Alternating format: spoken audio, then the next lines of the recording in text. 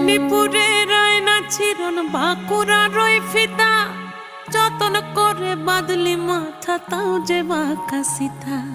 মেদিনীপুরে রায়না চিরন বাঁকুড়া রই ফিতা আর যতন করে বাদলি মাথা তাও যে বাঁকা সীতা।